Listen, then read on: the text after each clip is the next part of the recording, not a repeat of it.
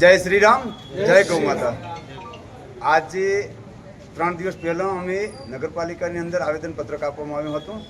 તે સમયે અમે નગરપાલિકાના ચીફ ઓફિસર પ્રમુખશ્રી તમામને એવું રજૂઆત કરી હતી કે અમારે અવારનવાર અહીંથી જવાનો રસ્તો છે, મહાદેવજીના મંદિરે જવાનો રસ્તો છે અને સતત હિન્દુ સમાજ અહીંયાથી નીકળતો હોય અને જાહેરમાં જ્યારે આવી વખતે દુકાનો, કતલખાના દુકાનો જો ચાલુ હોય તો એમને અમે રજૂઆત આવેદનપત્રક આપીને એવું કીધું હતું કે તમે આ બંધ કરી દો તો સારું।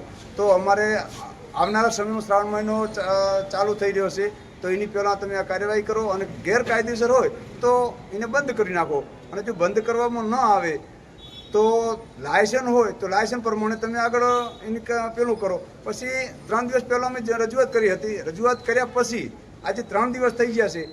3 દિવસ થઈ ગયા છે તો અત્યાર સુધી હજુ કાંઈ પણ એમને કરવામાં નહીં આવ્યો। જો આજના દિવસે અમે બધા ધરણા ઉપર ઉતરી ગયા છીએ અને જો બંધ કરવામાં નહીં આવે તો અતિશય આનાથી પણ વધારે ઉગ્ર આંદોલન કરશું અને જો કદાચ આત્મવિલોપનનો જો સમય આવે તો આત્મવિલોપન પણ અમે કરીશું।